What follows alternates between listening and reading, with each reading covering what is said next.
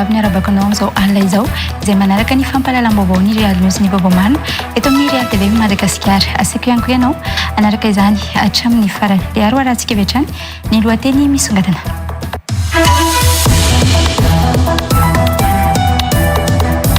Zaza iray manana toetena varira voavaly volana no lalain'ny mpakakeriny tao amin'ny trano fonenany tany Antanandava komina Ivaona ny valomela sateo ary maty 2 volana tao aorian'ny nitezan'ireo mpakakeriny azy araka ny fitantaran'ireo voaroroy. Noesoriny izy ireo avy eo ny masony zaza io ary io indray no efa niandrasana mpividy saingy sarona ny tambazotrany izy ireo. Fiakatra hatrany amin'ny 400 tapitrisa ariary na 2 miliara FMG ny vidin'ny sera varira na roboka ireo olona nanao fakanan-keriny zaza varira tany Betroka raha ny famohanany marina na ny aveu nataon'ireo olona voaroroa navoaka ny fiadinany fanavaozana androany. Misy zandary ao ambadiky ny raharaha ary 540 ireo nankarina eto an-drenivohitra anohizana fanadiadiana raha toa ka mbola misy olona roa karohiny. Averina manontolo amin'ny volana septambra ho avy izao ny adina antsoratra ho an'ny fifaninanana hidirana ho mpianatra mpitsara ho ny ministry ny fitsarana Fanirisoa Erinaivo. Mitoa kosa ny fifaninanana amin'ny adina ambava ho an'ireo mpianatra izay niatrika ny fifaninanana amin'ny fitantanandra ara-panjakana noho ny tsy fahitana osaka tamin'ireo sehatra ireo ho ny ministra. Miantso ny mpivarotra tsy hanararoatra amin'ny mpiakatra ny vidin'entana ao Toamasina ny talepatry ny varotra sy ny fanjifana ao amin'ny faritra Tsinanana manoloana ny fahamaizana ny tsena bazary kely. Iamafy ny fanaraha-maso ka andraisana fepetra ireo mampiakatra vidin'entana sy mivarotra entana efa simba tao aorian'ny fahamaizana iny hoy ny nambarany. Anaraka ny meteo na ny vinavinan'ny mety ho toetry ny andro ao amin'ny rampitso kosa indray araloha isika.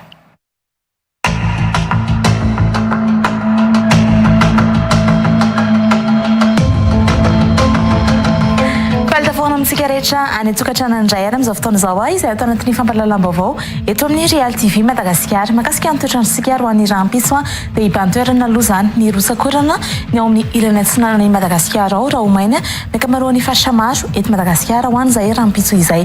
Mba ho ary ho fantarisika amin'ny antsipriana mahakasika an'izay mety ho toetry ny andro izay araka izao hitantsika eto amin'ny saritany Madagasikara izao ary raha ho an'ny afovoantany ny atao Fianarantsoa ny Antoliara Mahajanga sy ny tapany Madagasikara dia ifandimby aloha zany ny rahona sy ny masoandro raha ny Aninosy be kosa no anomizantsika an'izay mety ho toetry ny andro izay dia ifandimby ihany koa ny rahona sy masoandro ho anareo any Anosy be aka mandindiny 420 hatramin'ny 720 degré Celsius ny maripana fandraiky amin'izay faratsoka kosa ary iverenantsika ireto faritra sy samia eto Madagasikara ireto dia vinavinana isy aloha zany izay rotsakorana izay ho anareo ao amin'ny ilany atsinanany nosy ao.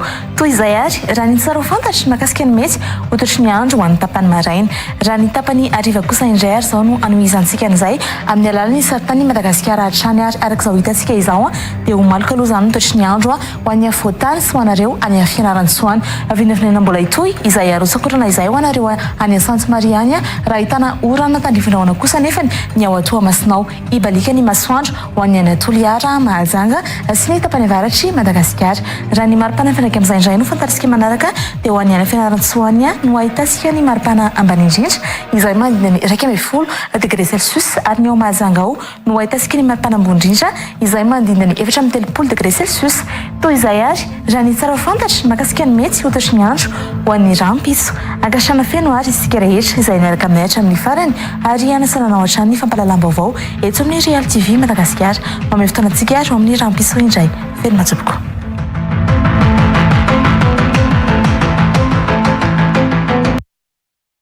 Mpanolotra ho anao ny Real News avec Pias. C'est notre moment. Dites oui aux Isorantsika Miora izitondra izay tsara ho fantatra mahakasika ny vinavinan'ny mety ho toetry ny andro ho amin'ny rampitso izay famelohana idirantsika amin'ny antsipriam-baovao dia iverenantsika vetivety aloha ny lohateny misongadina. Mpanolotra ho anao ny Real News avec Pias. C'est notre moment. Dites oui aux actualités dans votre journée. Un thé de caractère dont les racines datent des années 70. 100% naturel, récolté selon la tradition ancestrale. Isan'andro, revokatra tafy miaraka aminao. Étoile Color Ita Diogo, io amin'ny Super J en face ny Mafteky, na koa amin'ny bâtiment La Bouffe. Étoile Color, look mateza, manamora ny fiainagnanao. andao hanao vacances Scofield Travel mpikarakara voyage fantadaza antsoy ary ny 038 05 509 32 na 032 03 377 30.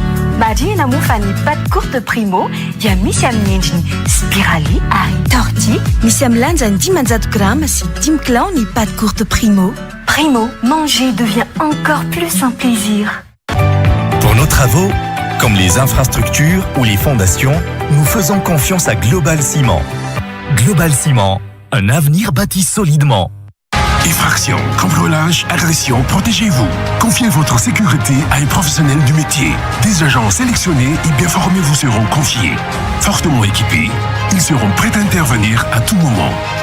Prime Defense Security, le meilleur allié pour votre sécurité. Alors, partout où vous êtes, étudiez depuis chez vous. Rejoignez la formation à distance de l'UPRIM. Inscrivez-vous à l'UPRIM la plus proche de chez vous. L'inscription peut se faire également à distance. Contact 020 85 215 03 034 11 215 08. Investissez dans une valeur sûre. Choisissez UPRIM. Vous cherchez du mobilier de bureau ou d'intérieur de qualité? Découvrez DP Meubles, votre fournisseur en mobilier de bureau ou d'intérieur. Rendez-vous dans nos showrooms Antanmin et Bypass pour découvrir une large gamme de meubles au meilleur rapport qualité-prix. Gel douche Voy, la fraîcheur et le plaisir d'une douche parfumée chaque jour. Voy, le bien-être pour tous au quotidien.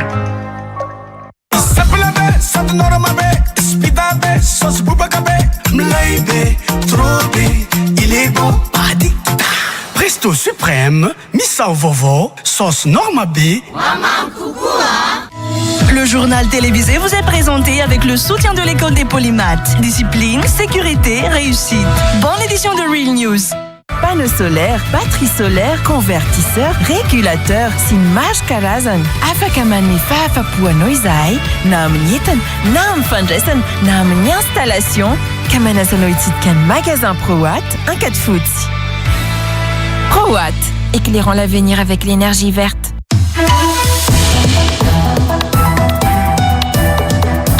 Zaza iray manana toetena varira voavaly-volana no lalain'ny mpakakeriny tao amin'ny trano fonenany tany Antanandava komina Ivaona ny valomela lasa teo ary maty 2 volana tao aoriany nitezan'ireo mpakakeriny azy araka ny fitantaran'ireo voaroroy.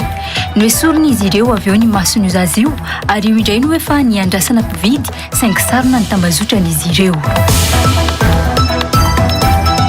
Fiakatra hatrany amin'ny 400 tapitrisa ariary na 2 miliara FMG ny vidin'ny sera varira na roboka ireo olona nanao fakanankerin'ny zaza varira tany Betroka raha ny famohanany marina na ny aveu nataon'ireo olona voaroroy naboaka ny fiadinany fanavaozana androany. Misy zandary ao ambadiky ny raharaha ary 12 ireo nankarina eto andrenivohitra anohizana fanadiadiana raha toka mbola misy olona roa karohina.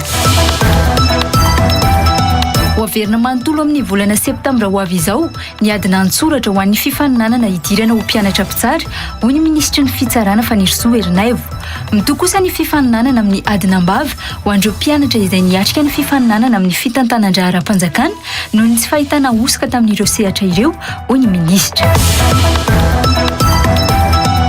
Miantso ny mpivarotra tsy hanararoatra amin'ny mpiakatra ny vidin'entana ao Toamasina ny talepatry ny varotra sy ny fanjifana ao amin'ny faritra Atsinanana manoloana ny fahamaizana ny tsena bazary kely. Iamafy ny fanaraha-maso ka andraisana fepetra ireo mampiakatra vidin'entana sy mivarotra entana efa simba tao aorian'ny fahamaizana iny hoy ny nambarany. Idirantsika avy hatrany ary ny Antsipria vaovao.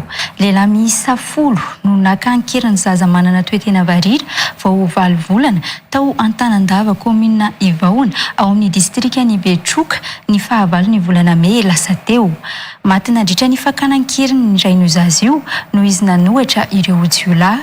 Lasan'ireo mpakankeriny kosa ny zaza ary notezain'izy ireo nandritra ny 2 volana sy tampany nandritra ny alohany nahafatesany. Antsipria zay entiny Leonardo Andriamparany. Ny valome 4 lasa teo no nalain'ny mpakakeriny tao amin'ny fokontany Antanandava ao amin'ny komina Ivana ny zaza varira iray. Andro alina tamin'ny 10 no niditra tao amin'ny trano fonenana izy ireo ny mpakakeriny ary io zaza io avy hatrany no nokendrena raha nitatra. 10 lahy izy ireo no niaraka nanao ny fakanakeriny tamin'io andro raha ny fitantarany iray tamin'ireo naka akeriny azy. Eo amin'izay raha iny nandeha amin'izay nakanazy agny da Rebara niditra ny raha io tao. Niditra tatragno tao? Niditra tatragno tao. Takobany retozy nindesiko. Takobany retozy amizay tamy rangahy tiato. Rangahia io? Rangahy tiato lafa valohany. Rangahy io? Tiky. Ty Da ireo amizay niatry ny raha io dia amizay niamy varangarandrefa io amizay. Maty nandritra ny fakanakeriny io zaza manana toe-tena variry ny rainy. Nanohatra ireo pakakeriny mantsy io ray mpianakaviana io raha nitatitra. No tsatohan'ny lefina ny iray tamin'ireo jolahy. No ny nahita izay nefa ireo pakakeriny no nitifitra iray mpianakaviana io avy hatrany izay maty no nitifitra nahazo azy. Maro hay. Misy namany Rebara amizay koa niditra tamin'amo. De voaotsika. De ino zany nahafaty any rangahy io? Nahafaty any rangahy i rangahy baban'ny zazavarira io? Iany voatifitra basy? Iany tifitra anazy? Le basiny retozy le nomena anazy iny? Le dala zany no nitifitra ny baban'ny zaza io? Vao azon'ireo olon-dratsy kosa nefa ny zaza nentiny izy ireo tany Betroka. Tany avy eo no efa nisy olona hafa nandray ny zaza raha ny fanazavana. Fiava amizay pliagno avalohany samy nama iaho da iaho amizay hay fiava amizay koa nisezany raha io. De fiava indray nandray anazy? Fiava tsy iza iza sy iza avy. Fiava de iza koa. Hay fiava avao koa nisezany. Valo volana moa ny zaza manana toe-tena variry io tamin'ny fotoana naka ny olon-dratsy akeriny azy. Nisy fianakavian'io zaza io azy ny iray tsy kombakomba tamin'ny olon-dratsy tamin'ny fakana ankeriny. Manaiky diso zany nareo? Diso zany nahavoana io. Izy mihazavaniko zao no da sy raha any fe tendany resaky ny nama tegna saho izao hoy izy io ndre de tao velo ka di fe hadsoy nahavoategna nany. Hadsoana va. Akory ndra raha da izy hazavaniko zao ndreky sy bara sangisangy anazy ao anakira fozako fe navadiky ny vola io da fity vola be salan'ny zao. Anaky ny rafozanao ka izy io? Le rafozanao zany le maty io? Da tafiditra amizay aso tonga rodiny nama miraha rasy sy magnavany fida. Azon'izy ireo velona moa io zaza io ka nentin'izy ireo nitsoaka ny alan'ny tanàna. Maty rehefa tratry ny aretina ny zaza manana toe-tena varira vao 8 volana raha ny toy ny fitantarana nataony Osman isan'ireo tena namoaka ny aveu na ny fitantarana ny fakanan-keriny izay nataony izy ireo. Rehefa maty avy eo no niditra tamin'ny fanesorana ny masony indray ireo paka ankeriny ireo. Tsy nipotra hatramin'ny faramantsy ny milaza ho mpandray ny entana ho an'ity tranga iray ity ka nitarika ny fitazonana azy fotoana ela ho ihany Osman nandeha ary hoarantsika ny fitantarana izay hoentiny Leonardo andriamparany hatrany. Irety azy amin'ny horonan-tsary navoaka ny fiadidiana ny fanavaozana efa tao anaty fiara hiakatra ny renivohitra no nitarika ireo pakakeriny naka zaza 8 volana tany amin'ny trano fonenany. I fiavy Osman kosa tao anatin'ireo mpisera zaza manana toe-tena variry no nahitany irety azy mpanao ny émission araka ny fitantarana nataon'ireo mpisera tamin'ny mpitandro ny filaminana avy amin'ny fiambenana ny filohan'ny fanavaozana nanao ny fanadediana tany Betroka. Tady le mamzay rety azy. De nandany taminahy amizay niaso ahy amizay. Hoe akory zay zoko be patron fa yahay ny mahita. Niaso ny chef donné amizay ya. Alefa so izy fa ngeta fosiny izy problème asika ho izy. Nataondreo amizay l'émission. Andriry firesafandreo anazy fa toereo sy haiko. Andriry anko izy. De ty bandy miafara 78 farany ao zao. Io zany amin'ny fanolorandreo anakahy neta io satria zaray balilahy reo.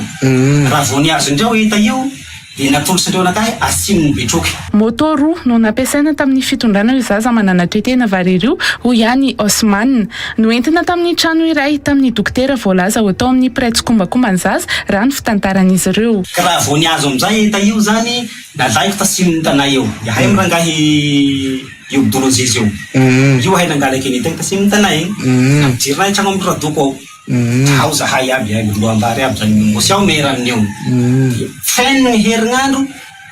De izany hoe nampidirina trano radoko i raha. Radoko io. Atao Betroka. Atao Betroka. De nampidirina datineza tao zany agnatin'ny herinandro. Nambarany Osman tamin'ny fifampiresahana moa fa vao fitaka izy ireo momba ity alatra manana toe-tena varira ity.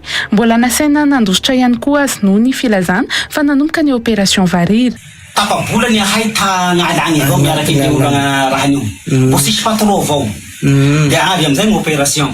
Hisy opération izy vo avy ity. Sao de zao anareo izy tonga de amela. Ary sy mandalo amity nareo izy fa mandihana tomboky. De nampandihan'ny tomboky zahay. De namaky haky avao zany ahay nampandihan'ny tomboky pila nahazo tanà zahay taberaketa zao moa nyvonidia tam'izany mera zany nandayany eta io jusqu'à ambanivohitsy sonala aiza le nitazomanareo anazy zany rehefa nareo nitsoko opération iny raha fa ihay nitsoko opération zany tamy tanàny zala reto misy atsimo sonala zany itazonanay azy aiza anara-tanà io mera raha Atanambao. Atanambao. Atsimo sonala io. Natao agnaty tanà. Fa amboisany avao zany. Amboisany. Satria ndala io zany tompo tanàna io. Ndala namany chef. Tao anatin'ny fotoana rehetra izay notazomina tamin'ny trano iray notezain'ireo mpakakely ny zaza manana toetena variry. Ay fotoa zay zany fa mandeha eo amin'ny 2 vola mahery zany fotoa zay. Jusqu'à volana juillet jolay zao satria no opération vao tany. Satria zany raha nifatezany zaza igny zany tam lahady hery lahady teo hery lahady ho avy hery lahady teo izy nahafeno 12 andro tapabolana zany. Natory Osman andro mpitandro ny filaminana misahana ny fanadidina ny trano nitaizana ireo zaza manana toetena varira ireo raha ny fanazavana. Tato amin'ity trano kely iray ity no nametrahany izy ireo ny zaza. Narary moa izazy io tao anatin'ny fotoana izay ary ny afara tamin'ny fahafatesana raha ny fitantaran'izy ireo. Tato zany nanafinanareo an'ilay zaza. Tato nitazomanareo an'ilay zaza. Azavao tsara aloha. Leva, azavao. Tato nasepeka ty tato nitezanany le zaza. Firy herinandro, firy andro nitanareo le zaza zao. Tokony ho ray vola. Ray vola nitazomareo le zaza koa. De taheriky maty tato avao. Tato izy maty. Mbola tsy namelan'izy ireo nefa fa mbola nitadiavana hevitra ny akana ny masony zaza ka nitady olona hafa indray hisahana ny fakana izany. Io olona io avy eo no nanory ny fomba nanesorana ny masony zaza manana toetena variry ho ihany fiavy Osman. Fomba koa fomba famborany reo afaka mandeha to ianao fa anao manao hoe mahay manao biby zao ataoko azy amizay. Zao sy afaka agny aho izy fa zao ataovy garoa azo izy alaonareo ho izy. Tandreminareo izy ho tapako izy filifily amin'ny raha ho zay ho izy. Alaonareo izy raha voafakinareo izy ho izy de fonosinareo sachet mainty. Raha fa vitanareo sachet mainty amizay izy ho izy de mangala charbon nareo. Ataonareo poudre ho izy be charbon. De asianareo charbon ambanin'le kapoko izy de petrahonareo izy ho izy de asio charbon koa ambony ato. Da fonosy sachet koa izy. Sy atambaso izy fa atokotokana. Ity be ny tanàna ny komina Ivaona ity no izany no tena nisahana ny famakina ny alohan'ny zaza manana toetena variry ary samy ny tantara ny fomba nanaovan'izy ireo izany na io Osman na io be ny tanàna tao anatiny horonan-tsary navoaka ny fiadidinana ny fanavaozana ny repoblika io. Inga be ny tanàna izay tao anatiny nisahana ny raharaha fakana-keriny ihany koa. Mera zany zao zany nangalana azy avoakanao io. Fa iraky mamatsy famaky de sokiry aminao de satria maka le vidéo. Satria mitena zany olo niantso any toy te hoe ambena ny fily tsy ho tampaka zao le olo baka ty. Eka. De nafahafatsy ndray lafa maky raha de ao izy fa zao mpamatsy de sokiro avao hety io. De ataoko hety moramora raha de niakatsy bakao de ataliako fily zao tsy hitako fa zay hitako mety tora fily zao de fa fanamboary aigny avao amizay. Nanory ny toerana nandevenana io zaza manana toetena varira io ihany koa io Osman sy ny be ny tanàna tao Ivanna distrikany Betroka niaraka tratra taminy. Tamin'ny toerana malalaka iray nalevina ambanin'ny tany ary nototofana tany sy nasiana vato no nasian'izy ireo azy. Aiza. Azavao ito amizay ary. Fide amizay azavao. Ty zany le fahasanandrozenganay amile zaza varira. Tambio moa nandevegnareo azy teo. Le daty tsy tadidiko fa tokony ray volana lasaka izay mety ray vola amin'ny lahady ho avy. Izy ty de rangahy ledy amizay zany nitariky anay ty hoe ndao ataosika amile fahasanjaza riry. Izy zany fahasanjaza iaby zany hinaniko ty aby. Ty fahasanjaza ngamba ito izay tantarany azy. De aely misy le zaza io zany misy azy. Nofongarina tao amin'ny nadevenana azy moa io zaza manana toetena variry io. Nalevin'izy ireo niaraka tamin'io zaza io azy ny sotro sy ny lovia nanomezan'izy ireo sakafo io zaza io. Io zany lohany zaza.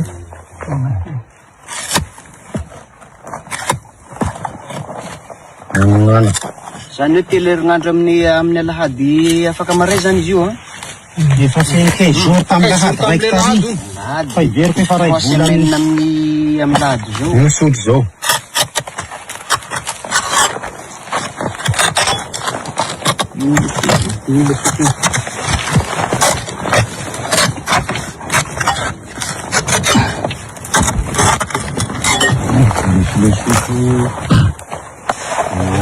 Voaporofo tao anatin'ny famoahana ny nofo mangatsika ny zaza manana toetena variry ny tsy nahitana ny masony intsony.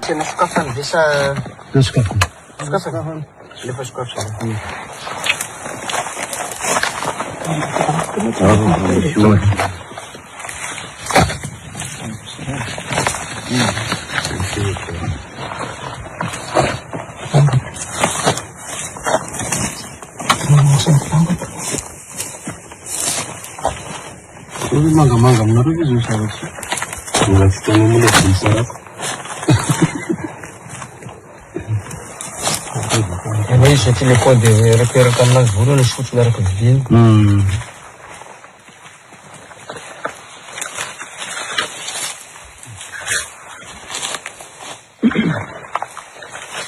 Latsika maika zao manomboka mamany reo. Raha tsy komety fa tsy ohatrony masonday zaza.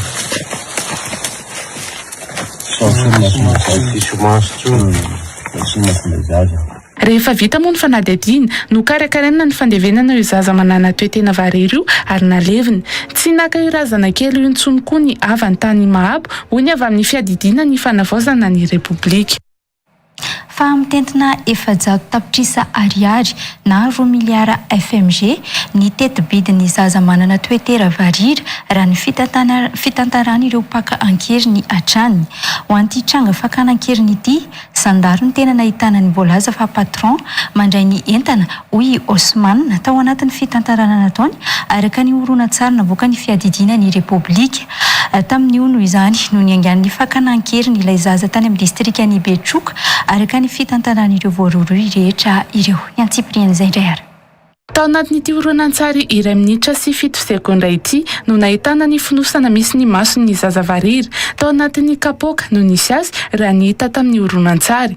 Teto amin'ity fotoana ity no ny andohan'ny fanadihadian'ny Osman ity no nitsotra voalohany fa inona io masonia masona varira. Sandary no naniraka azy ireo haka ny zaza manana toetena variry io satria efa nanana olona andray ny entany izay tsy inona na tsy izy fa zaza variry hoy ny fitantarany fiavy Osman. Fatako fisiany io satria misy bandy managnara sambiahy namako izy io tandroy. Aiza le sambiahy mipetraky? Manabindao izy amizao. Satria lakaky ny fakahitana io tamin'ny resaky safira. Io sambiahy io zany io mana relation tamin'ny chefo Dieudonné io. Chefo inona izy io? Chefo amin'inona? Chefo gendarme io. Gendarme? Rehefa avy eo amizay zany sambiahy io niresaky agnamiko hoe misy gendarme zay izy namako izy chef donné zay izy mitady varira fa manana patron. Ay akory no ataoko anazy amizay tena maro ny zandralahy izy. Antso Antarby no nifandraisana ary efa voafaritra hatramin'ny ividianana ny varira iray raha ny tatitra. Tsy izy numéro 1 izy Basary Soa. Lasoina indray no chef donné amizay. Ty chef ihany sambiahy io zany nampitambatsy anay reo zany da nasoiko izy da niresaky tsara zany chef donné. Sao izy mahita patron izy fagnetako izy problème fa patron izy problème ko. Otrino ao ny prix. Efazato fo izy. Efazato io zany otrina le efazato. Efazato io zany 2 milliards zay. 2 milliards. 2 milliards. Zay zany tony azy. Avy amin'ity lehilahy nanaovana ny fitantarana ity noho izany no nanaovana ny fanadihadiana rehetra raha ny hita tamin'ny horonan-tsary navoaka ny fiadidiana ny fanavaozana io. Fa manodidina izay vaovao izay atrany ny totaly 540 ireo olona pakankeriny sy mpividy zaza varira voasambotra ny mpitandro ny filaminana tao anatin'ny hetsika manokana tany amin'ny faritry Betroka raha ny tatra nataon'ny mpiambina manokana ao amin'ny fiadidiana ny fanavaozana ny Repoblika navoakan'izy ireo androany maraina. Mbola misy olona roa hafa ihany koa karona momba ity raharaha ity. Mbola mitony izany ny fanadihadiana momba ny fakana sy famonoana zaza varira raha ny fampahafantarana natao amin'ny alalan'ny horonan-tsary tamin'ny page Facebook ny fiadidiana ny fanavaozana. Ny Antsipriany izay. Tambazotra pakankeriny zaza varira iray iorava ny mpiambina manokana ny filohan'ny fanavaozana io. Niarahana tamin'ireo tompona andraikitra tany amin'ny distrika ny Betroka ny hetsika ny herinandro lasa teo.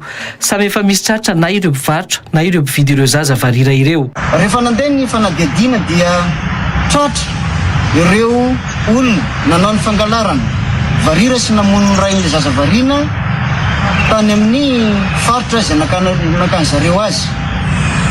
Ary tratra ihany koa ireo andian'olona izay nikasa hanao fivarotana an'io zazavariry io. Miisa 510 ireo voasambotra, misy dokotera, zandary ary tompon'andraiki-panjakana ao anatin'izy ireo. Naseho ny fiadidinan'ny fanavaozana tamin'ny alalan'ny horonan-tsary tsirairay mihitsy aza ny fanononana ny anarana, ny toerana ny aviany ary ny andraikitra ireo olona nosamborina ireo. Ndia de mipetraka aiza? Mipetraka amin'ny BPA. Anaranao? Andrenaos Franklin. Distriktan'ny Betroka. Nakarina aty Antananarivo avokoa ireo voasambotra ary mbola mitohy ny fanadihadiana sy ny famotorana. Amin'izao fotoana izao dia mbola mitohy ny fanadihadiana satria araka ny any vaovao dia mbola misy olona mitana varira anankiroa izay mbola anaovana famotorana araka ny baiko manaraka. Noho izany dia noentina nakatra eto Antananarivo ireo 510 tratra mahakasika ity afera varira ity. Ary ho atao fanadihadiana ary mbola mitoya ny famotorana. Tany Egypta nandritra ny fionana tamin'ny diaspora malagasy tany an-toerana ny talata 20 Jolay no efa nilaza ny filohan'ny fanavaozana fanandefa ireo mpiambina azy manokana nanao ny fanadihadiana momba ny fakanan-kery ny zazavarira any amin'ny faritra Atsimo-Nosy ahafahana mamongotra io tambazotra io. Herinandro taorian'ny fampahafantarana nataon'ny kolonel Mikael Randrinirina io no namoaha ny fiadihadiana ny fanavaozana tao anaty tambazotra tserasera ny fanadihadiana nataony.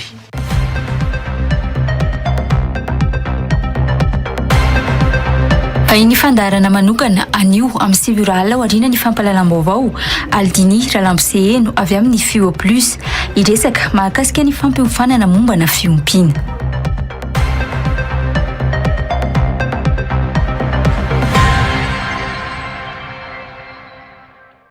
Araka ny fampahafantarana anarahantsika teo iny dia aorianan'izao fampalalam-baovao izao no anarahanao an'iny fandarana manokana iny.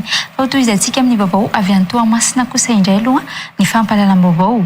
Miantso ny mpivarotra tsy hanararoatra hampiakatra ny vidin'entana ao Toamasina ny taleparitry ny varotra sy ny fanjifana ao amin'ny faritra Antsinanana manoloana ny fahamaizan'ny tsena ao amin'ny bazary kely. Hiamafy ny fanaraha-maso ka andraisana fepetra ireo mampiakatra vidin'entana sy mivarotra entana efa simba hoy ny namba. Tsena fivarotana entana ilaina amin'ny fiainana andavanandro atsinjarany moa ny bazary kely izay nitrangan'ny fahamaizana ny aliny alahady lasa teo. Lanto malala sondranirina RealTV Toamasina. Simba avokoa ny trano na entam-barotra tao amin'ny bazary kely Toamasina tao aorian'ny fahamaizana tany an-toerana hoy ny taleparitry ny varotra sy ny fanjifana ao amin'ny faritra Atsinanana. Ity tsena ity izay fivarotana entana ilaina amin'ny andavanandro. Nandefa ekipa tary amin'ny tsena zay tamin'ny Marina nijery ny fahavoazana atao. Tena hitantaritra fa tena potika le tsena bazary kely. Betsaka ny zavatra simba atao, na ny entam-barotra, na ny trano sy rehetrarehetra. Dia tena mavesitra tokoa ny fahavoazana. Miantso ny mpivarotra tsy hanararoatra hampiakatra ny vidin'entana ao an-toerana ihany koa ny taleparitry ny varotra sy ny fanjifana manoloana ny fahavoazana nahazo ny bazary kely izao. Mitondra tena any zay ho antsika mpanjifa zany hoe manome toky fa na dia eo zany fahavoazana mavesatra dia mavesatra nahazo ny tsena amin'ny bazary kely tsy tokony misy atahorantsika ny famatsinan'ny tsena amin'ny entana ilaina andavanandro satria mbola misy entana maro amin'ny grossiste sy ny tsena hafa tsy tratra amin'ny fahavoazana.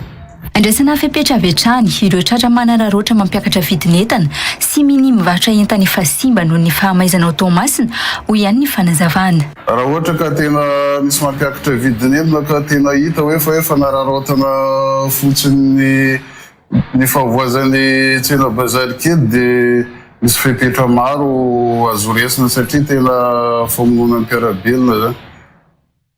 Fa io tsy ho tanitsena eto daholo fa enganika mba tsy ho tonga amin'izay atsika.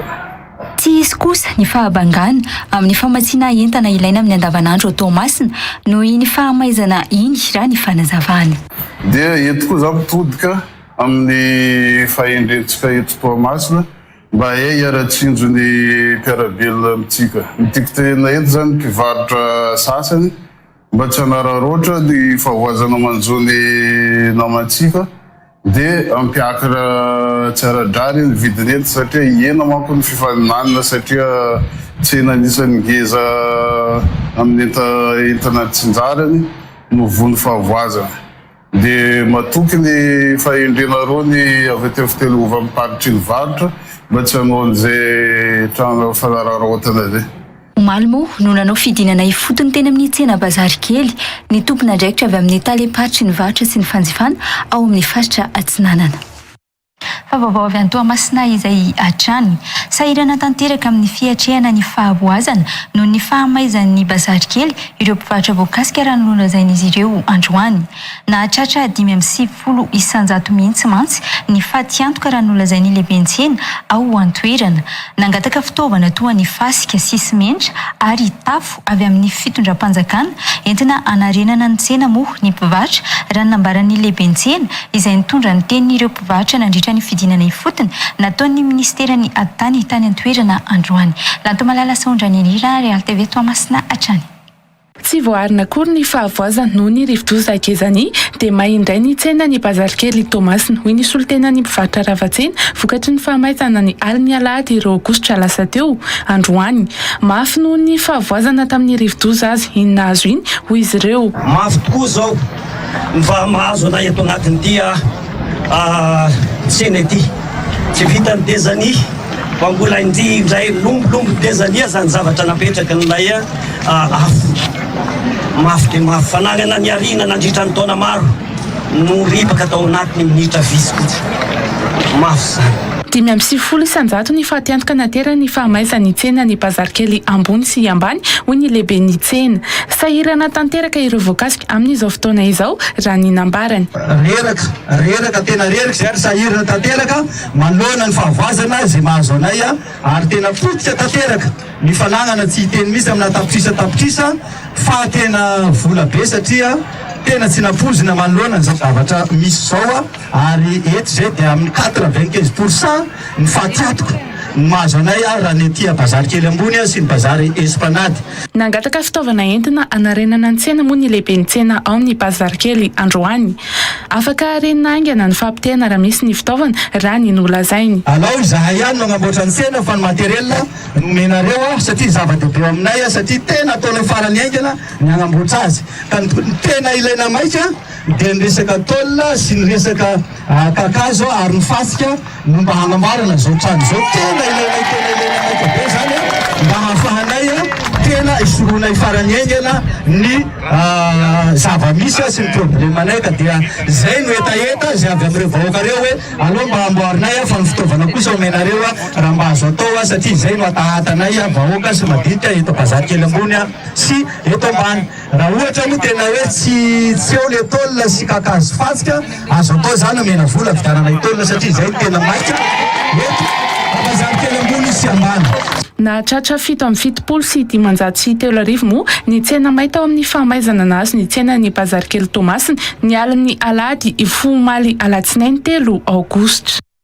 Mila filaminana ny fanarenana ny tsena ny bazary kely Toamasina izay niaran'ny fahamaizana hoy ny ministry ny aditany tany an-toerana androany. Ny tompona andraikitry ny tsena any an-toerana sy ireo mpivarotra voankazo ihany no hanao ny asa fanarenana vonjy-maika io raha ny nambarany ministra hatrany. Efa izy kosa nefa tetika asa anarenana ny tsena bazary kely io atoato hoy ny ministra Rakoton'andrasana velonjara TRA izay tonga tany Toamasina tamin'ity androany ity. Lantomalala saondra ny Rina RealTV Toamasina trany. Efa isany koa ny tetikasa anarenana ny fotodrafitrasa ao Toamasina ka voakasika amin'izany ny tsena bazary kely hoy ny ministry ny aditany tany an-toerana androany. Eo ihany koa moa zany ny tena hoe fanarenana dia ao anatin'ilay projet patevy dia amin'iny tsika tena mimetraka an'ireo tena hoe fotodrafitrasa rehetra tena ilaina mba ahafahana tena hoe miantoka ny filaminana sy miantoka ny mba tsy iverenany ny zavatra ohatran'ny onsiodoreny intsony. nanome fasika azo simenitra ary tafoan'ireo mpivarotra voakasiky ny fahamaizana ny tsena ny bazary kely tao Tomasina ny fitondram-panjakana ho fanarenana vonjimaika no nanomezana ireo raha ny nambaran'ny minisitra Arakotonandrasana Velonjara Tiaray. Miantso firaisan-kina sy fifanomezan-tanana avy amin'ny rehetra kosa ny famerenana hoy ny ministry ny atitany. Tokony anatin'ny filaminana trano moa no anaovana ny asa fanarenana ity tsena may tao amin'ny bazary kely Tomasina ity raha ny nambarany. Otony ary ao anatin'ny filaminana foana zany no anaovantsika an'izay miaraka amin'ireo tompona ndraikitra rehetrarehetra eto an-toerana. Fa tsy hoe tena sanatria hoe ikorotana be indray tsika fa tena mila filaminana tsika ao anatin'ilay izy ahafahana manarina. Zay no ataontsika hoe izy teo vonjy rano vaky. Androany moa no tonga nijery ny zava-misy sy nanome ny fitaovana fanarenana sy sakafo an'ireo mpivarotra voakasiky ny fahamaizana tao amin'ny bazary kely Tomasina ny solotenan'ny governemanta no tarihany ministry ny atitany. Izay ny amin'ny fahivadika lafim-baovao hafa mihitsy kosa indray isika ho averina manontolo amin'ny volana septambra ho avy izao ny adina antsoratra ho an'ny fifaninanana idirana ho mpianatra ho mpitsara raha ny fanambarana nataon'ny ministry ny fitsarana Fanirisoa Erinaivo androany. Mitoy kosa ny fifaninanana amin'ny adina ambava ho an'ireo mpianatra izay niatrika ny fifaninanana amin'ny fitantanan-dra-panjakana noho ny tsy fahitana osika tamin'ireo sehatra ireo ho ihany ny ministra. Ny mba hananany Madagasikara mpitsara mendrika sy ho fangaraharahan'ny fifaninanana moa no antony namerenana ny adina ho ny ministry ny fitsarana nandritra ny fanambarana izay nataony omaly 3 Aogositra 2024 ny antsiprian zay. Tao anatin'ny volana maro no efa niandrasana ireo mpiadina ho mpitsara sy prakitra ra ny fitohizan'ny fanadinana izay nahato no ny tranga fanaovana osika sy fanaovana kolikoly ho ny ministry ny fitsarana omaly. Tapakarak' izany fa ho averina manontolo ny fanadinana antsoratra ho an'ny fifaninanana idirana ho mpitsara izay ataon'ny volana septambra ho avy izao ho Fanirisoa Erinaivo.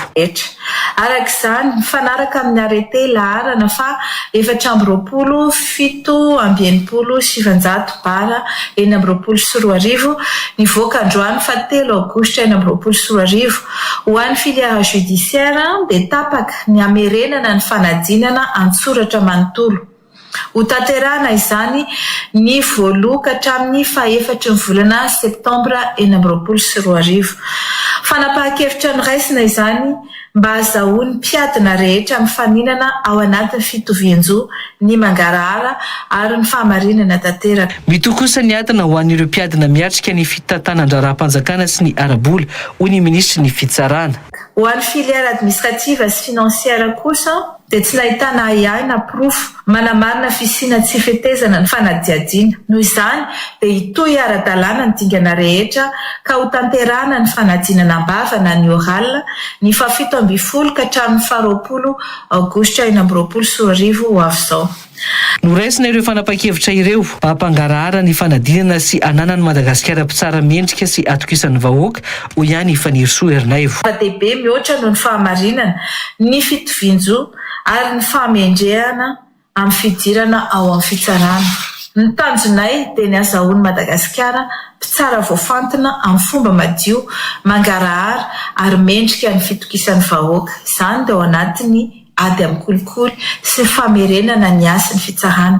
Koa manentana antsika rehetra izahay mba hanana fitokisana amin'ny fanapahan-kevitra izay niraisina hitandrona ny soatoavina malagasy ary hanohy hatrany ny fiaraha-miasa amin'ny fananganana fitsarana matanjaka sy azo hitokisana ary mendrika. Ny antso ireo mpiadina moa ny ministry ny fitsarana mba tsy ho voasariky ny fanaovana ny kolikoly intsony mandritra ny fanatanterahana ireo fanadinana ireo.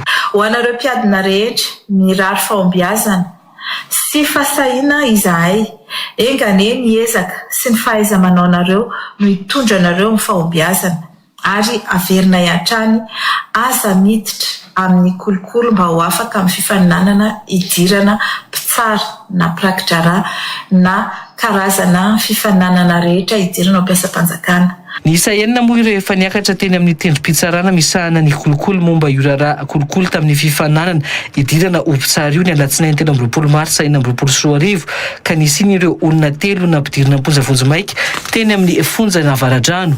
Tamin'ny alalan'ny tambazotra serasera kosa no namoahan'ny ministeran'ny fitsarana ny fampahafantarana mahakasika ny famerenana ny fanadinana omaly 3 Aogositra 2024.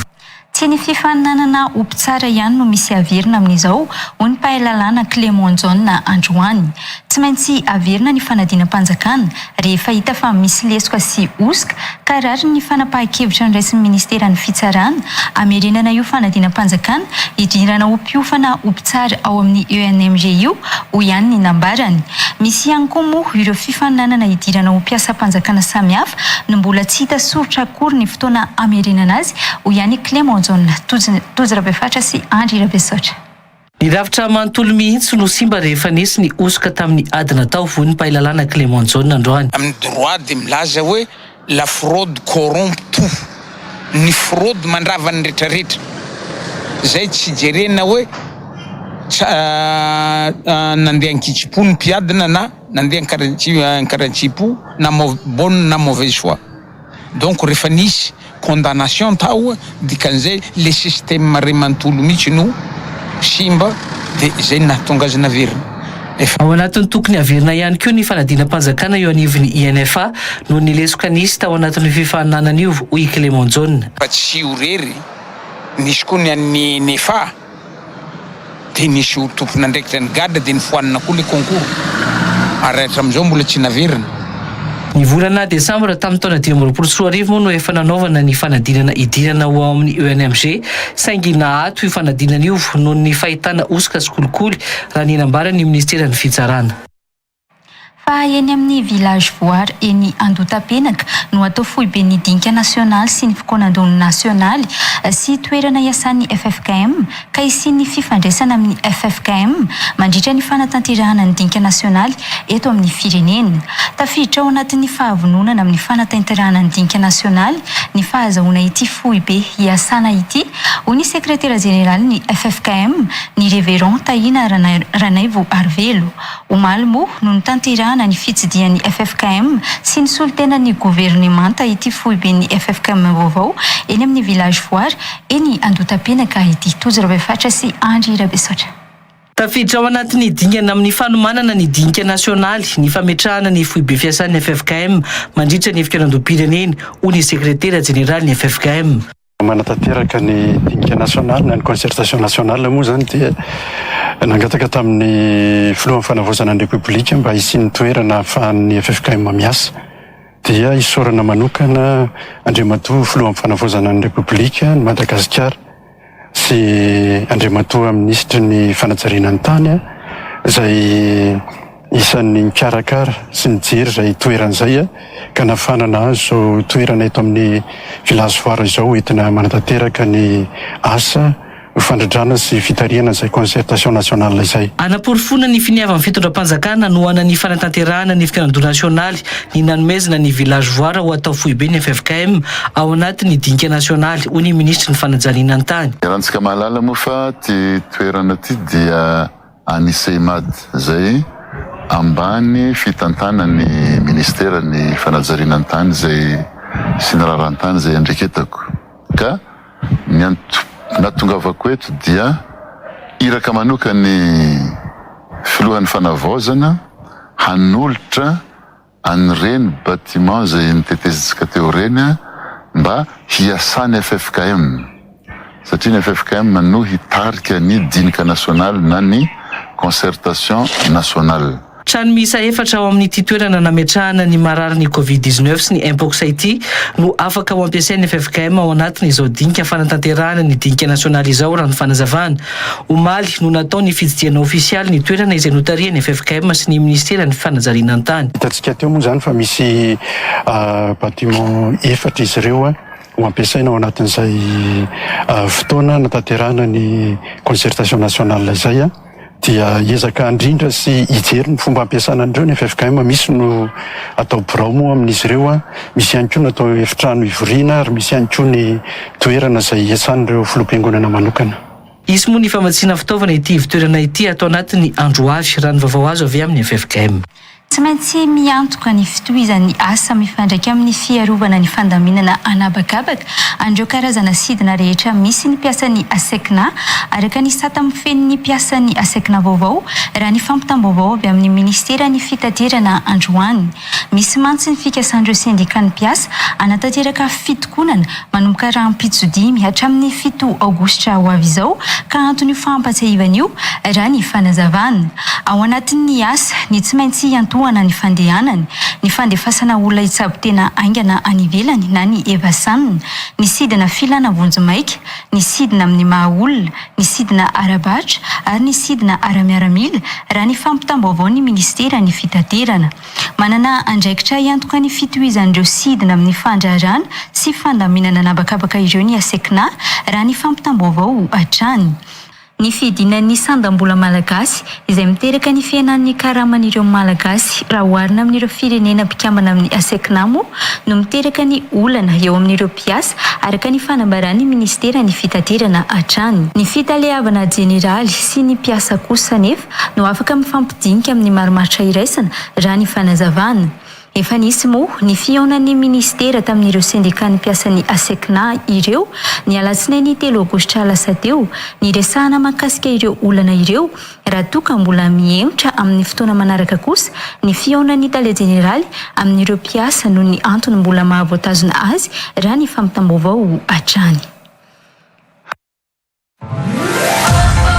Hoaratsika eto amin'ny RealTV Madagasikara, isan'andro amin'ny 7 latsaka fahatelony ny fifamotenana ireo nandray anjara ho an'ny Our Generation, fifamotenana ho an'izay solotena Madagasikara ho an'ny fifamonanan-kira 4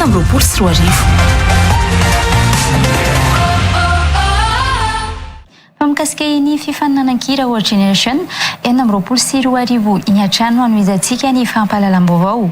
Tafiditra tanteraka ao anatin'ny fanomanana ny famaranana amin'ny fifantenana ny Our Generation 4 izy dimianada amin'izao fotoana izao. Efa mihamafy araka izany ny famerenana omeny kotrikony azy ireo ka hita endrika eny amin'izy ireo ny akivina indraindray. Tanterahana amin'ny sabotsy 7 Aogositra ho avy izao moa ny famaranana ny fifantenana ny Our Generation 4 eny amin'ny Avory Anosy hatrany. Nansirana Evson sy Yanja rakotony iray. Fa miatrika ny herinandro kosa indray izao ny ankizy ka tsy misy ny andrasoandraso intsony amin'ny fiomanana ny famaranana.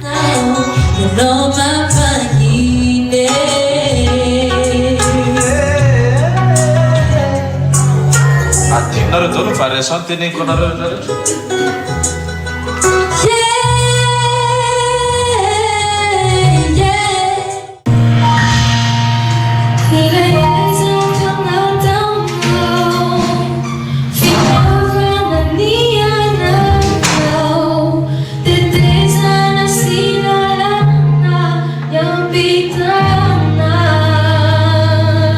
Efa tena mihamafy ny fanomanana amin'ny famaranana amin'ny fifananana Our Generation 4 an'izy dimianadamo zao. Mihamafy ao anatin'izany ihany koa ny fitsipifehezana mba hifantohan'ny ankizy tsirairay avy. Tsy mora ny fiatrehany mpifaninana an'izany.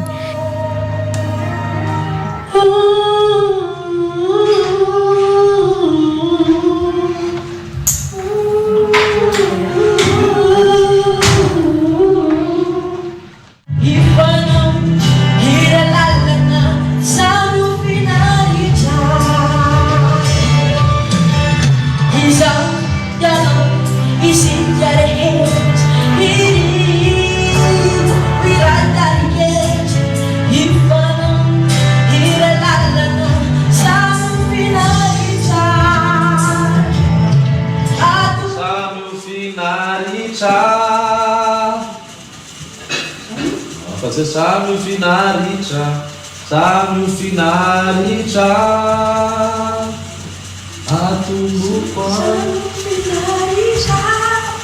Ikotriko ny raha teo efa tena miaendritra kokoa amin'ny fampianarana omenan'ny mpifaninana.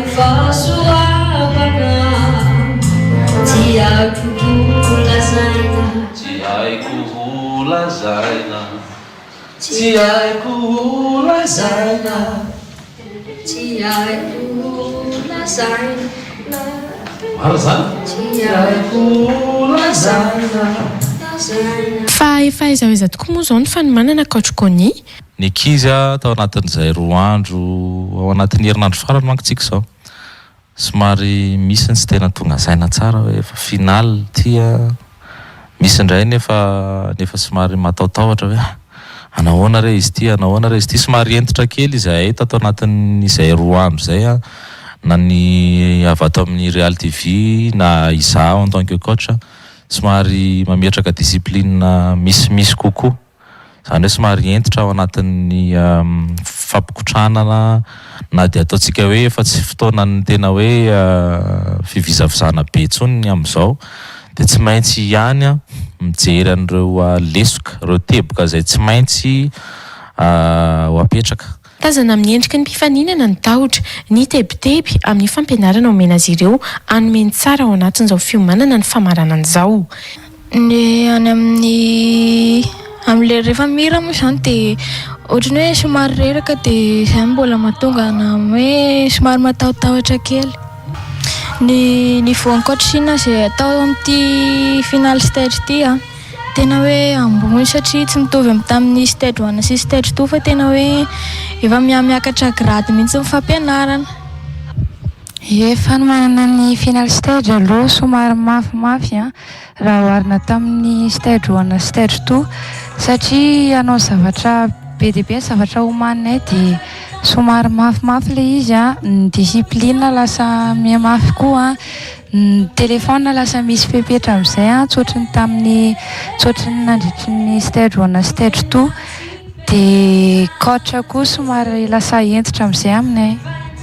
Ny feo aloha ny anahy mila ameliorena satria mbola henoko hoe mbola tsy dia tena mety tsara dia mila makaina tsara koa satria le tsy ampy torimaso tsara dia lasa misy fetraikany amin'ilay feo le izy. Somary mafimafy ihany satria final leo atao dia na mafimafy ary mila miezaka foana ary tsy mitanondrika izany fa miezaka mitraka foana. Dia zany niezaka foana aloha namoaka izay efa haiko sy tao anatiko dia niezaka namoaka foana. Eo amin'ilay resaka variation hitako somary nanahirana kely ahy.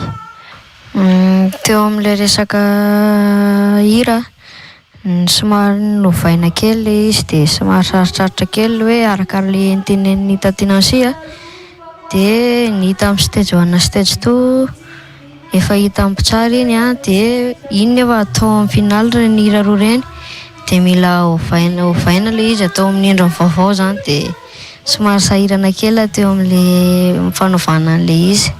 Mafimafy le manomana stage final satria tsy mora le stage final. Le hirako faharoa mbola tsy natao répétition fa avy eo le izy hita fa le hira miaraka amin'ny artiste mila travailleko tsara. Tanterahana amin'ny sabotsy 7 Aogositra ho avy izao moa ny famaranana ny fifantenana ny AO Generation 2024 eny amin'ny Avory Auditorium Manosy. Fa nodimandry teo amin'ny fa 4 taonany ny mpanao gazety Izokula Razaka Olive. Sendra ny tsy fahasalamana izy ka io no nitarika ny fahafatesany ho ny vadiny Razaka Ralfine. 10 andro lasa moa izay ny tenany no nody an-tanindrazana rehefa avy niala sasatra tany amin'ny zanany tany Genève. Valsoandra Nirina sy Ezeka ery malala no mitatra izay. Nodimandry androany talata 4 Aogositra i Razaka Olive, mpanao gazety Izokula ary fantatra ihany koa teo amin'ny tontolo politika sy ny nampanolotsaina teo anivon'ny Conseil du Fihavanana Malagasy na ny CFM azy. Tao anatin'ny 5 andro izay no niditra hopitaly ny tsabotena tamina hopitaly iray teto Andrenivohitra ny tenany no ny fahaseporana sy ny aretim-pony raha ny fitantarany vadiny. Ny azo lazaina hoe ny aretina nitranga taminy izany dia aretim-po. Izay ngambany azo anao tsorotsorana azy dia niditra hopitaly izy tsy elabe fa ngambany 5 andro izay. Dia androany maraina nitsahatra ny fiainana dia nitsahatra ny fony respiration cardiaque ozy ny dokotera. Voaingana ihany izay no tena nahareny hoe misy aretim-po izy fa tsy dia ela loatra. vao andro vitsivitsy izay no niverina teto an-tanindrazana izy mivady rehefa avy niala sasatra tany amin'ny zanany vavy tany Genève. Zay miverina avy any Genève. Genève nanao vacances tany 3 mois zay nanao vacances tany ohatran'ny séjour azo amin'ny visa rehetra dia efa narary kely any izy tany niditra hopitaly. Ankoatra ny nampanao gazety Anirazaka Olive, tontolo samihafa no nahafantarana azy teto amin'ny firenena ka isan'izany ny nahampanolo-tsaina azy tao amin'ny conseil du fampihavanana malagasy na ny CFM. Izy dia olona nafanavay tamin'ny resaka politika. Nafany nahazo tsy hoe nyrombahana akory fa tsapany tompona andraikitra hoe afaka nandray anjara tamin'ny fitondram-panjakana tamin'ny alalany atao hoe ray aman-drery mijoro izy. CFM, conseil fampihavanana malagasy. Zay ngamba ny tena nahafantaran'ny olona azy bebe kokoa akoatra ny mafanavay tamin'ny politika. Olona entitra sy masika ihany koa Irazaka Olive teo amin'ny fianakaviany raha ny fitantarany ny vinantony. Misy principe be dia be napitany taminay fa izy kosa nefa ny tsy miforce anay fa izy hoe zao ny lalam-piainana, zao ny tsara hitondrana ny fiainana. Malalaka mihitsy zahay zanany zany amin'izay hitondrana ny fiainanay izy tsy miditra amin'ny fiainana mihitsy fa kosa izy manoro izy hoe zao na izao. Rehefa misy sanatria fasahirana na liva tena tsy misalasala mihitsy izy manoro. Entitra tamin'ny fomba fiaina sy fampianarana ihany koa Irazaka Olive hoy ireo taizany. Dia fitezana mena fampianarana mena azo lazaina hoe tena avolenta.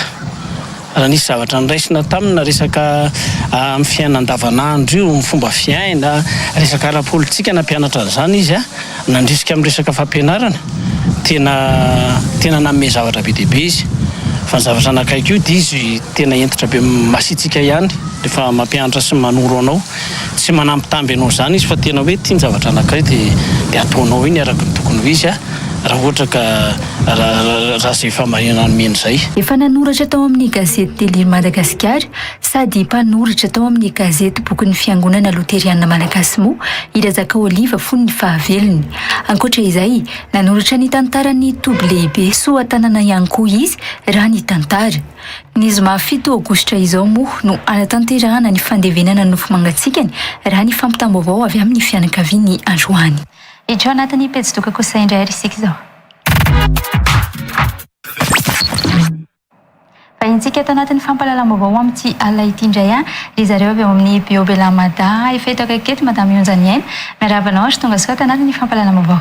Miarahaba ny ekipan'ny fandaharana dia miarahaba antsika rehetra anaty tokantrano ihany koa izay ao amin'ny Biobelamada. Inona ary no entinao ho an'ny hoe mpanaraka antsika ao amin'ity alina ity Madame Mivantana? Atsika rehetra mpanaraka ny Biobelamada dia tsara mampafantatra fa raha pitso manomboka amin'le 5 ka hatramin'le 9 oa dia mandray anjara ao amin'ny fiairmada eo an-dotam-penaka ny Biobelamada. Ny stand ahitantsika azy dia ny stand numéro 258 sy 259 dia manentana sady zany atao am-piandohana hoe manasa antsika rehetra tokantrano anatona izay stand misy amin'ny Biobelamada zay ao amin'ny fiairmada an-dotam-penaka fa azo ny ohatry ny mahazatra hoe rehefa manomana zay foary zay dia zay rehetra manjifa amin'ny foary dia mahazo ny fanadiovana nataovana anaty maimaimpona. Mety efa betsaka ny hoe mpiara-miasa sy mpanaraka anareo fa mety misy ihany koa ny hoe zao vao mahafantatra hoe misy an'izany Biobelamada izany. Ndolo mba ahafantarintsika ny mpanaraka ihany hoe inona tsara ny sehatra izay ataon'ny Biobelamada. Maro dia maro tsika ny tokantrano nefa mampiasa izay atao hoe produit izay vokarin'ny Biobelamada zay. Ny Biobelamada aloha dia mpamokatra vokatra natoraly izany hoe vokatra avy amin'ny zava-maniry avy amin'ny menaka natoraly amin'ny zava-maniry sy avy amin'ny karazana beurre avy amin'ny zava-maniry. Ireo no volavolaina izany namoana ny produit izay hoentina hitsaboana ny fahasalamana. Dia ankoatran'izay momba ny fahasalamana izay dia manana ihany koa tsika ny produit natokana hikarakarana ny vatana sy ny endrika amam-bika. Ankoatran'izay koa dia manantsika ny produit natokana koa hikarakarana ny WC. ankoatran'ireo produit ireo misehatra amina fitsaboana mihitsy ve nareo inavy ny hoe fitsaboana afaka ataony biobelamada anatin'izay? Maro dia maro karazana izy ao fa manentana eto hoe ho anao izay manana izay hoe tsy fahasalaman'izay dia mety tsy ho voatany seto daholo fa vonjivonjena kely ny fotoanantsika fa ohatra fotsiny izao tsika manana izay atao hoe nectar figue de barbarie tena efa betsaka mampiasa azy ary efa tena hoe afa-po tanteraka izay nampiasa fa produit iray izy io nefa mety ho an'ny olona ohatra ny hoe misy diabeta. Raha misy diabeta zany ianao dia mampiasa an'izay. Raha ohatra koa ianao ka tratrindreny hoe palpitation na koa hoe avondidika reradraraka na mbola kelikely ery dia tena hoe mampody aina be. Ho an'ny olona tsy ampy rà koa izy io dia mety tsara ho an'izay olona hoe tsy ampy rà izay satria tena hoe mamerina be an'izay raha very. Dia ho an'ny olona tratrin'ny nerf sciatique reny ohatra koa hoe arthrose na koa hoe fery anaty vavony aty maro dia maro ny mety amin'izy io. Dia ao ihany koa zao ohatrany hoe raha ohatra ianao ka misy hoe vato na appendicite na ihany koa reny karazana ho an'ny lehilahy tratrin'ny prostate na vehivavy tratrindreny hoe fibrome na koa hoe sarotsarotra vao mahita zaza dia misy izay produit natokana an'izay ao. Amin'izao koa zao mangatsika ny andro dia maro koa ny hoe voasery, grippe, ny aretinify, hatramin'ny kely indrindra sinusite fa izay hoe tsy voatanisa fa manasa tsika rehetra izay mahatsapa hoe misy zavatra tsy metimety any atokantrano dia tonga ianao marihana aloha fa mila zany ianao mahafantatra ilay aretina. Ohatra zao hoe misy mararary amin'ny kibo dia nilay kibo ohatra dia mahafantatra ianao avy manao koa hoe vato na kista na fibrome dia arakarak'izay. Mila fantatra tsara zany ilay aretina dia izay hito mety aminao. Ankoatran'izay hoe fahasalamana fitsaboana izay misehatra hafa izay hoe ataony biobelamada ihany koa ve madame Onjany aina? Mikarakara ny volo sy ny tarehintsika ao ary ny hoditra. Ohatra fotsiny izao hoe manantsika ny shampoing coloration cheveux. Izy io dia shampoing andokoana volo dia tsy mampiasa lokom-bolo intsony ianao ho an'ireny olona hoe fotsy volo dia mainty volo avy eo.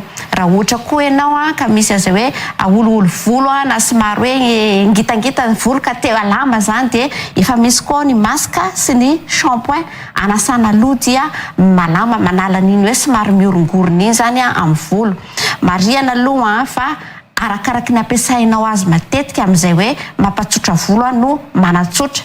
Tsisy atahorana izy hoe effet secondaire satria zavatra naturel no ampiasaina aminy. Ao ihany koa ny fikarakarana ny vatana toy ny aide mémoire na protéine na ihany koa reny hoe ho an'ny tarehy sy ny endrika amam-bika ireny ohatrany hoe thé-minceur na ihany koa ohatrany hoe fanadiovana ho an'ny tarehy. Maromaro karazany kely. Misy ao ny manatsotra volo sy ny mampaniry volo zany ohatrany hoe volo miongotra sy ny tapatapaka dia misy ihany koa ao. Tsy voatanisa fa manasa antsika ny tokantrano anantona ao biobelamada. Iverena kely ilay resaka hoe fitsaboana sy fahasalamana teo mety hoe maharitra firiana eo ny fitsaboana ao aminareo sa hoe miankina amin'ny aretina fa misy ny olona tsy maharitra manko rehefa miditra ao anatin'izay hoe fitsaboana izay? Mahatsara ny anay ao indray dia ohatra zao ianao manao ohatra izay hoe nectar figue de barbarie zao tena hoe traitement SAC iny 10 jours dia misy zao nisy fotoana nisy olona nanafatra taminay vovoaka ny hôpitaly dia tena le mbola malemilemy reny fa vao nampiasa androandro izy dia tena hoe tonga dia natanjaka ozy na vita tena hoe mivoaka mihitsy nitsangana nandeha nakany an-tokotany dia ohatra koa izy ohatra ny hoe izay hoe tratry ny cancer indreny le vehivavy cancer nanono fa vao nampiasa ozy dia hita hoe niena fivotosana dia me afaka le manaintaina dia arakarak'izay zany hoe ao zao misy témoignage n'olona hoe goty fa tsy lany ny traitement 15 jours dia efa hoe mivoto hatramin'le miaina hatramin'le votovoto amin'ny ratsan-tanany. Eny ary mandeha be fotoanantsika fanentanana farany avy madame Onjany aina angamba dia aiza ihany koa ary ahoana ny atao raha hoe te hiara hiasa sy hitsabo ho any aminareo? Manentanantsika ao anaty tokantrano anjifa ny vokatra izay vokarin'ny biobelamada. Maro dia maro vokatra ao tsy voatanisa daholy. Ao koa zao ny SOSVC mampihena ny sy mampihatra tanteraka ny loto ho an'ireny WC fendreny. Dia ny point de vente ahitantsika anazy eto Antananarivo dia ho amin'ny box 27 eo amin'ny tia Analakely. Eo ampitan'ny Institut d'Hygiène ianao dia mahita soratra hoe biobelamada. Any amin'ny faritra rehetra misy ny point de vente dia tsy dio ny page Facebook ny biobelamada fa ahitanao ao daholo ny any amin'ny faritra rehetra. dia manasantsika rehetra koa anantona rapitso manomboka rapitso hatramin'ny 9 ilay eo amin'ny Fier-Mada eo Andotapenaka stand 258 ahitanao soratra foana ny point de vente sy ny stand hoe bio Belamada.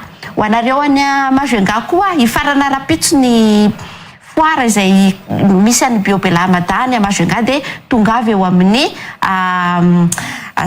Gymnase eo zany ny bio Belamada no mandray anjara dia efa manana koa moa tsika ny point de vente any Majunga dia ho anareo any amin'ny faritra rehetra ka te hanjivana izay vokatra izay dia tongava ny point de vente akaiky anareo indrindra any amin'ny faritra. Eny ary mankasitraka ny Madame Njaneny ny veniny teto amin'ny fampalalam-baovao. Mankasitraka tsika dia mankasitraka tsika ho any tokantrano any ny